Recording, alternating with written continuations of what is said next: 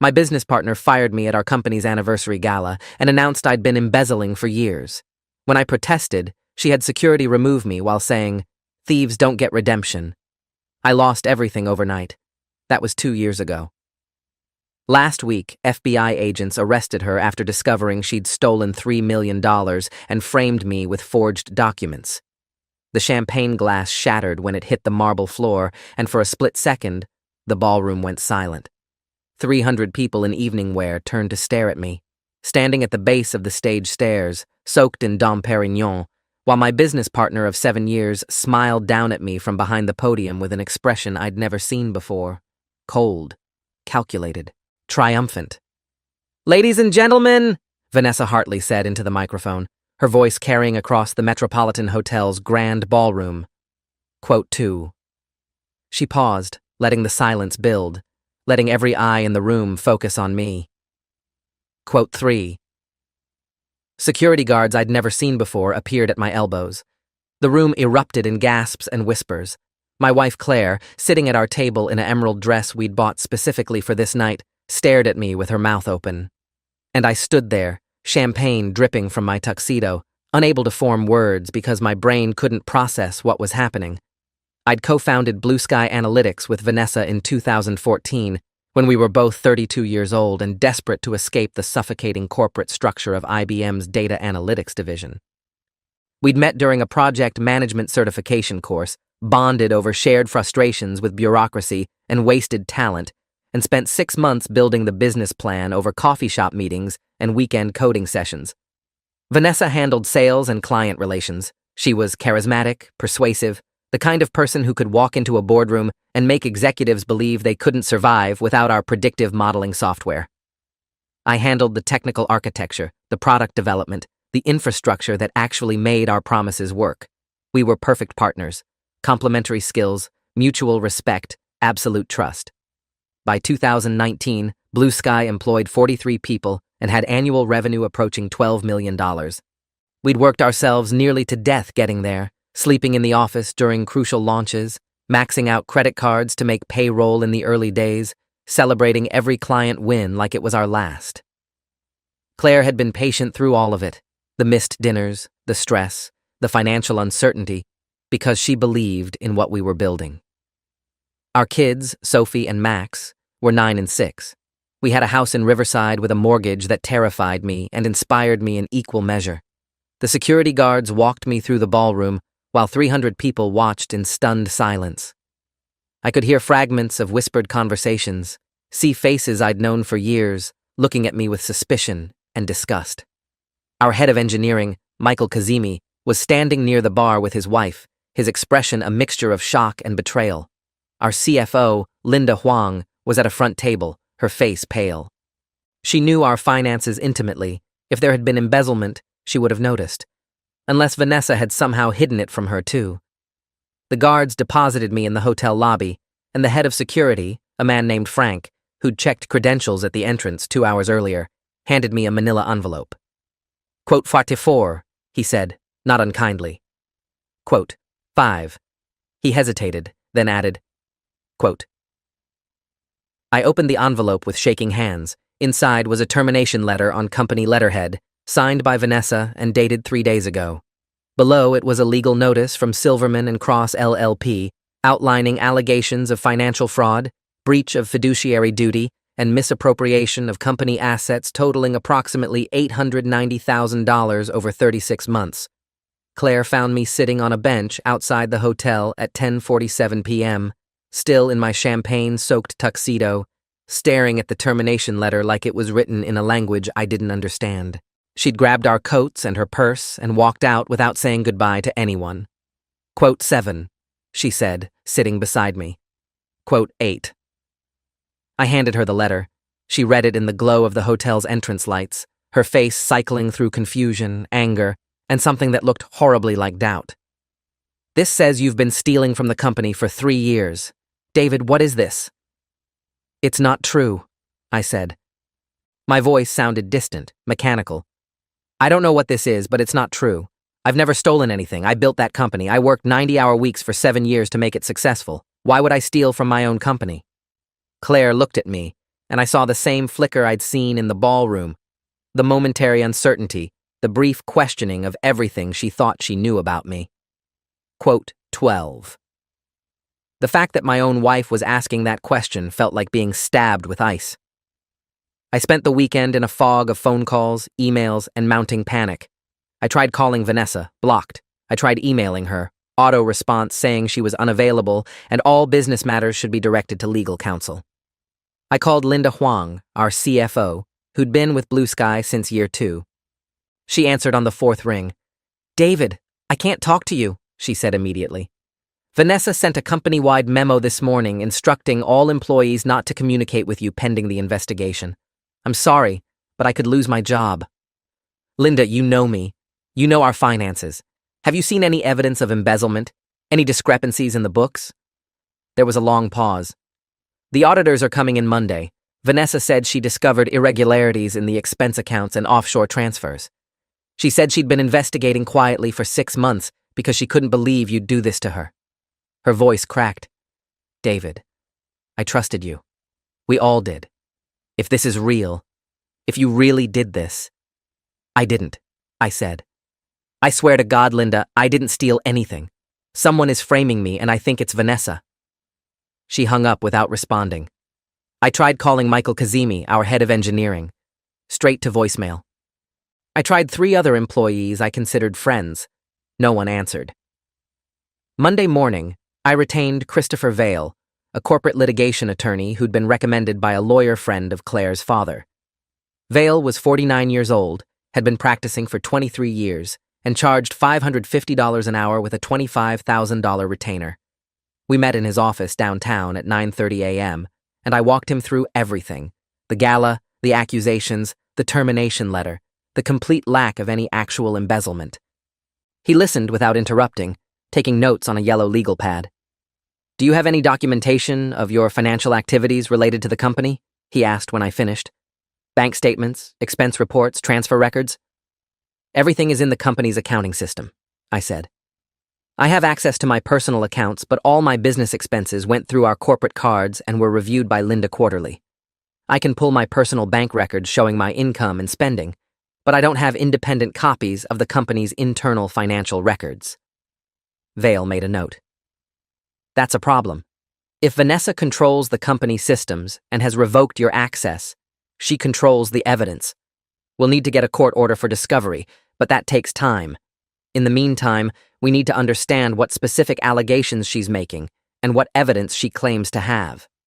That afternoon, Vale received a letter from Silverman and Cross detailing the accusations.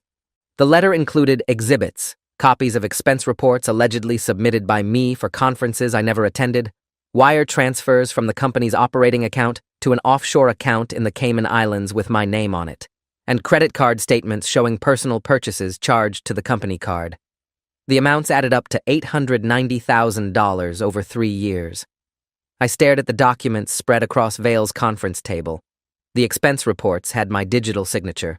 The wire transfer authorization forms had my employee ID number. The credit card statements showed purchases at restaurants, electronics stores, and luxury retailers that I recognized, bidwao places I'd actually made purchases bazas, but the amounts were wrong, inflated by hundreds or thousands of dollars. I said. Vale looked at me seriously. I didn't. Everything lived in the company's digital systems. I'd trusted Vanessa, trusted Linda, trusted that our internal controls were sufficient. I'd never kept personal backup copies of routine business transactions. The news hit the tech industry press on Monday afternoon. TechCrunch ran a story. Quote, 28. Quote, the article quoted anonymous sources describing, quote, 29, quote, and quote, 30, quote. My LinkedIn inbox filled with messages from former colleagues, some expressing disbelief, others asking pointed questions about whether the accusations were true. A recruiter I'd worked with 2 years ago sent a brief note. David, I don't know what happened, but I hope you're okay. I can't represent you for new opportunities until this is resolved. Claire's school principal called her Tuesday morning and suggested she take a leave of absence. Quote 32, he said. Quote 33. She came home at 10:15 a.m., threw her bag on the kitchen table, and started crying, she said. We were a family in crisis, but not for the reasons everyone thought. Vale filed an emergency motion for access to Blue Sky's financial records on Wednesday, arguing that I had an ownership stake in the company and a right to review the evidence being used to terminate my employment and seize my equity. Vanessa's attorneys fought it, claiming I'd forfeited my rights through criminal activity and that providing access would allow me to destroy evidence. The judge scheduled a hearing for the following Monday. In the meantime, I went through every personal document I could find. Bank statements showing my deposits from Blue Sky matched my salary and profit distributions. No unexplained income that would suggest embezzlement. Credit card statements showing my personal purchases were consistent with our middle-class lifestyle. No luxury items, no extravagant spending that would suggest hidden wealth. I pulled up my tax returns for the past 5 years. Everything matched what should have been there based on my legitimate compensation. "This is good," Vale said when I showed him everything. "This creates reasonable doubt about the accusations. If you'd actually embezzled $890,000, there would be traces of that money somewhere in your financial life. But we still need to prove the documents Vanessa provided are forgeries." The hearing on Monday, November 18th, was held in Judge Raymond Kowalski's courtroom downtown. Judge Kowalski was 63 years old, had been on the bench for 18 years, and had a reputation for no-nonsense pragmatism. Vanessa's attorney, Gregory Silverman, was a silver-haired partner at one of the city's most prestigious firms, wearing a suit that probably cost more than my mortgage payment. He argued that I'd forfeited any right to access company records by engaging in financial fraud, that providing access would compromise the integrity of an ongoing investigation, and that my motion was a transparent attempt to obstruct justice. Vale countered that I had a fundamental right as a co-founder and equity holder to review evidence being used to terminate my ownership, that the accusations were based on documents I disputed as forgeries, and that denying access violated basic due process. Judge Kowalski listened to both sides, read through the submitted briefs, and made his ruling. "Mr. Reeves retains an ownership interest in Blue Sky Analytics until such ownership is formally dissolved through proper legal channels," he said. "The allegations against him are serious, but they remain unproven at this stage. I'm ordering limited access to the company's financial records for Mr. Reeves and his attorney, subject to a protective order preventing disclosure or destruction of evidence. Blue Sky Analytics will provide copies of all expense reports, wire transfers, and credit card statements referenced in the termination letter within 7 business days." Vanessa's face went white when the judge issued his ruling. She'd been sitting in the gallery with Gregory Silverman and Linda Huang, confident and composed in a charcoal business suit. But when Kowalski ordered the company to produce the records, I saw something flicker across her expression. Panic quickly suppressed. Silverman requested an emergency stay pending appeal. Kowalski denied it. 7 business days, counselor. If your client's allegations are accurate, the records will support them. If they're not, Mr. Reeves deserves the opportunity to defend himself. As we filed out of the courtroom, Vanessa looked directly at me for the first time since the gala. "You're not going to win this, David," she said quietly. "I have 3 years of documentation showing exactly what you did. You destroyed our partnership, and now you're going to pay for it." She walked away before I could respond, heels clicking on the marble floor. Vale touched my arm. "Don't engage with her. Not here, not anywhere. Everything you say can be used against you." But I'd seen something in her eyes during that brief exchange of fear. She was afraid of what we'd find in those records. The documents arrived via courier on Wednesday, November 27th, the day before Thanksgiving. 7 boxes of printed financial records, expense reports, wire transfer authorizations, credit card statements, and internal memos spanning 3 years. Vale and I spent the holiday weekend in his conference room going through everything page by page. By Friday evening, the pattern became clear. The original documents existed in the company's backup system, expense reports showing legitimate amounts, wire transfers for real business purposes, credit card statements matching actual purchases. But parallel versions existed with altered amounts, forged signatures, and fictional transactions. Someone had created fraudulent duplicates of real documents, inflating numbers and fabricating evidence of embezzlement. Quote 44.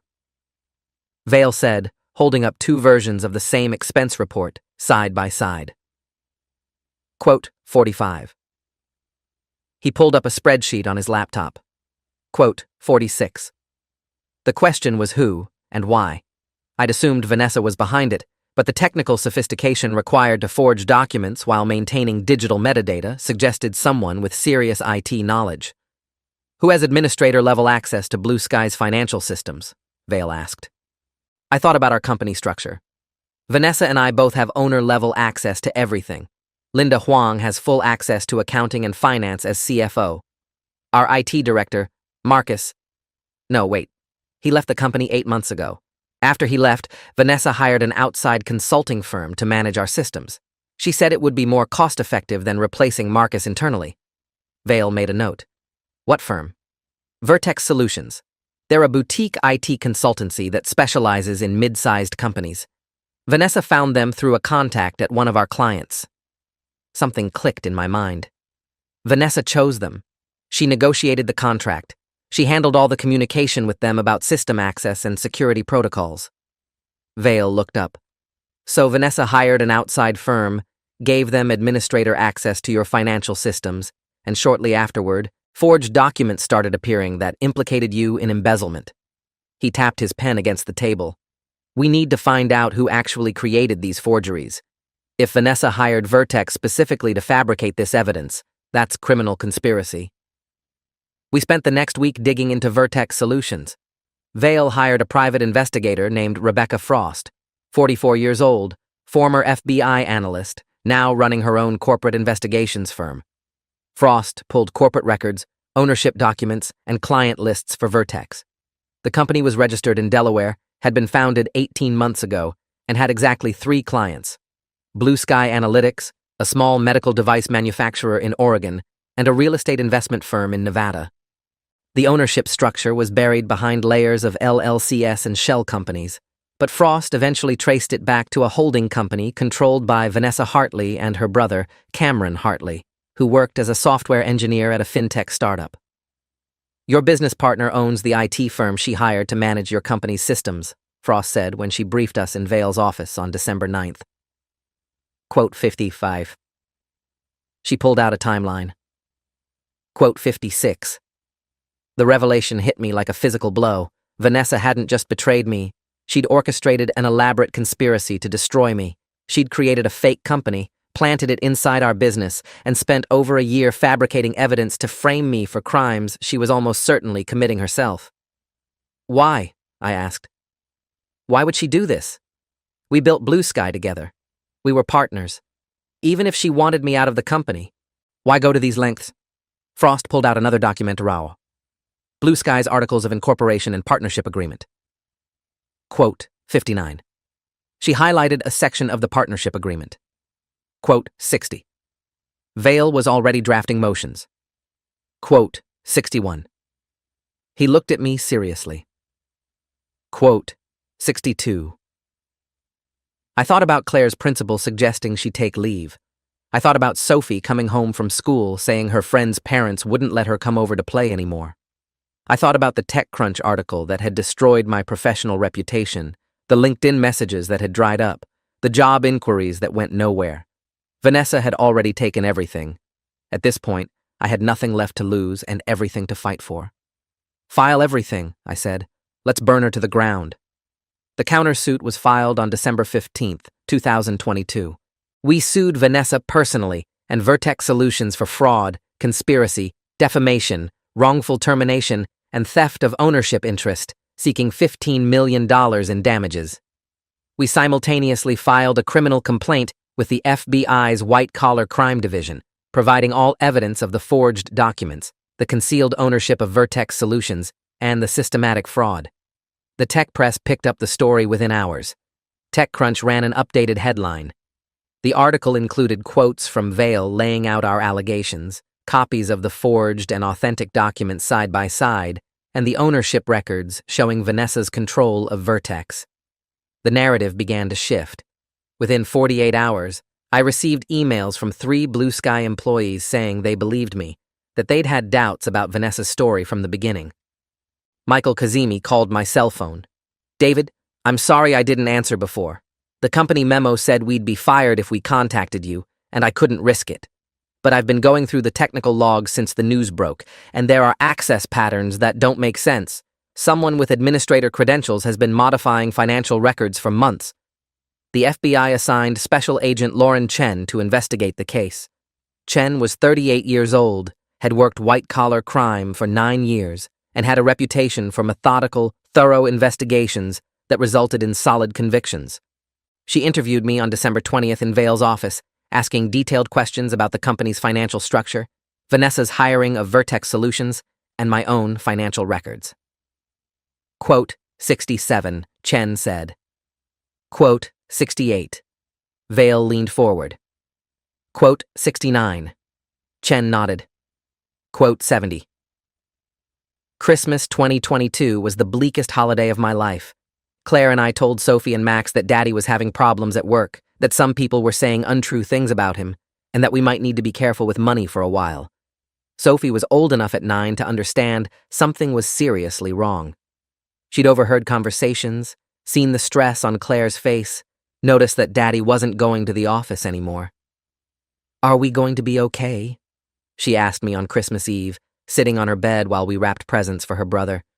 I wanted to tell her yes.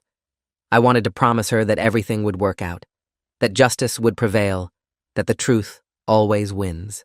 But I'd spent the past 6 weeks learning that the truth is just one version of events, and the person who controls the narrative often wins regardless of facts. Quote 72. I told her. Quote 73. The FBI's preliminary findings came back on January 19, 2023. Agent Chen called Vale to request an in-person meeting, which we took as a positive sign.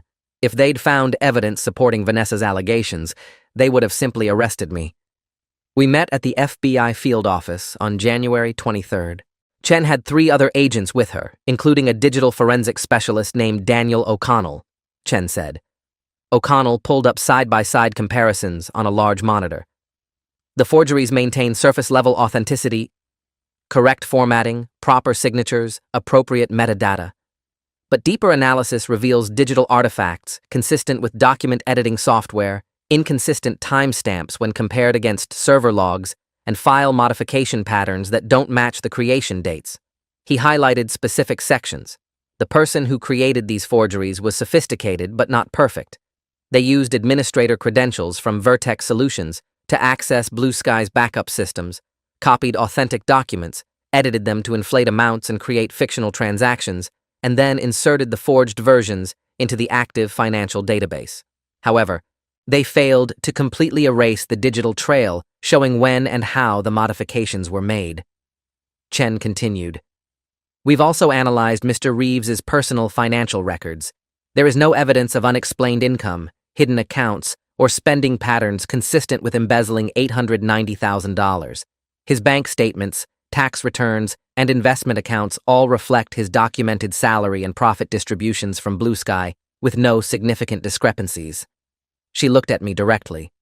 Mr. Reeves, based on our investigation so far, we believe you were deliberately framed. The evidence suggests Vanessa Hartley conspired with individuals at Vertex Solutions to create fraudulent documents falsely implicating you in embezzlement in order to seize your ownership stake in Blue Sky Analytics. The relief was so intense I felt dizzy. After 2 months of being treated like a criminal, of watching my reputation destroyed, of seeing doubt in my own wife's eyes, finally, someone with authority was saying what I'd known all along. I was innocent. Vale's voice was steady. The audit took 4 months. During that time, my life existed in a strange limbo, publicly vindicated by the FBI's preliminary findings, but still unable to return to normal. Blue Sky's board of directors placed Vanessa on administrative leave in February after the FBI's announcement, and they hired an independent CFO to manage the company's finances. Linda Huang resigned, saying she couldn't work for a company where she'd failed to detect massive fraud.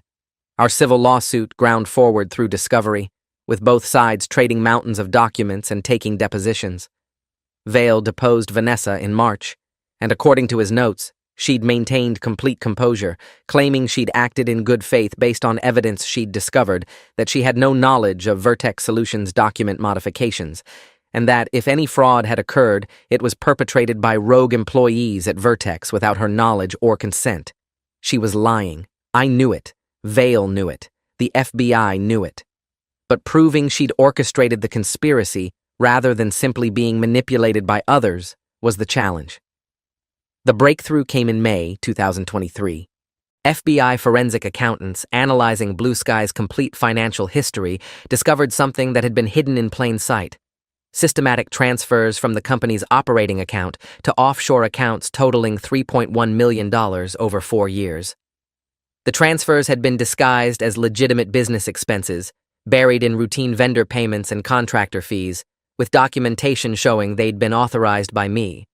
But the forensic analysis revealed that the actual destinations were shell companies in the Cayman Islands and Luxembourg, all ultimately controlled by Vanessa Hartley through layered ownership structures. She hadn't just framed me for embezzlement. She'd been actively stealing from the company for years, and when she feared discovery, she'd created evidence pointing to me to cover her tracks. Agent Chen called me with the news on May 15th. "Mr. Reeves, we've completed our financial audit. Vanessa Hartley embezzled $3.1 million from Blue Sky Analytics between 2019 and 2023. The money was transferred to offshore accounts through a network of shell companies designed to obscure ownership. She then fabricated evidence suggesting you were responsible for fictional embezzlement to deflect attention from her own crimes." Chen's voice carried grim satisfaction. Quote, The arrest happened on May 22, 2023. FBI agents took Vanessa into custody at her home in Meadowbrook at 6:47 a.m., executing search warrants for her residence, her vehicles, and her personal electronics. The perp walk footage, Vanessa in handcuffs, being led to an unmarked car while news cameras filmed, ran on every local channel and spread across tech industry websites within hours. The charges were announced at a press conference that afternoon. U.S. Attorney Michael Danforth outlined the investigation's findings, describing a systematic pattern of fraud and embezzlement spanning multiple years, culminating in an elaborate conspiracy to frame an innocent business partner for crimes the defendant herself committed. The amount stolen was officially listed as $3.1 million. The maximum potential sentence for all charges combined was 45 years in federal prison.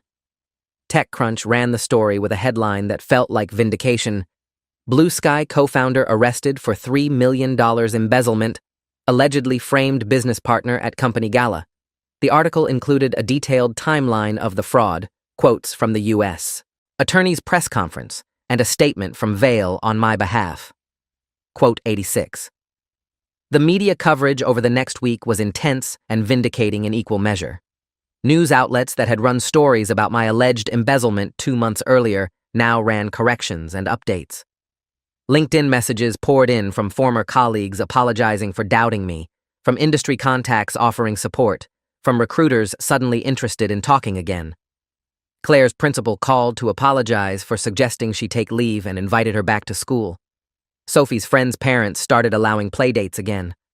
Our life, slowly, painfully, started returning to something resembling normal. But normal was different now. I couldn't unhear Vanessa's voice saying, "Thieves don't get redemption," in front of 300 people. I couldn't unsee Claire's momentary doubt. I couldn't forget the 2 months when everyone I knew wondered if I was a criminal. Vanessa's trial was scheduled for September 2023. The U.S. Attorney's Office offered her a plea deal in July, 15 years in federal prison in exchange for pleading guilty to all charges and providing complete restitution. She rejected it, apparently believing she could win at trial or that her attorneys could negotiate a better deal. The trial lasted 3 weeks. The prosecution brought forensic accountants who walked the jury through every fraudulent transfer, digital forensics experts who explained how the documents were forged, and Rebecca Frost, the private investigator we'd hired, who detailed Vanessa's concealed ownership of Vertex Solutions and the timeline of the conspiracy.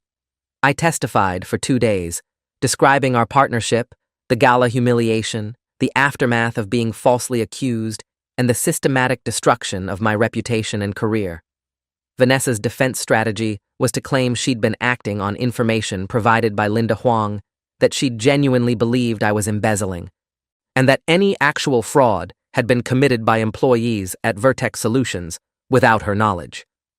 The prosecution destroyed that argument by showing email communications between Vanessa and Cameron Hartley, her brother, discussing the creation of forged documents and the strategy for publicly accusing me at the gala to ensure maximum reputational damage. One email, dated October 2022, was particularly damning.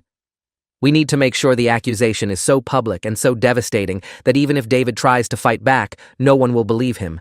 The gala is perfect. 300 witnesses, all our key clients and investors, complete humiliation. By the time he figures out what's happening, he'll be radioactive in the industry." The jury deliberated for 6 hours. Guilty on all counts. Vanessa showed no emotion when the verdict was read, standing beside her attorneys with perfect composure, but I saw her mother crying in the gallery. The judge scheduled sentencing for November. In the meantime, Blue Sky's board of directors formally reinstated my ownership stake and offered me the position of CEO now that Vanessa's role had been permanently vacated. I considered it carefully, talked it through with Claire and Vale, and ultimately declined. "I can't go back there," I told the board chair during a phone call. "Every time I walk into that office, I'd remember the gala. I'd remember being dragged out by security while everyone stared. Blue Sky was supposed to be something I built with someone I trusted, and now it's just the company where I was publicly destroyed. I can't work there anymore."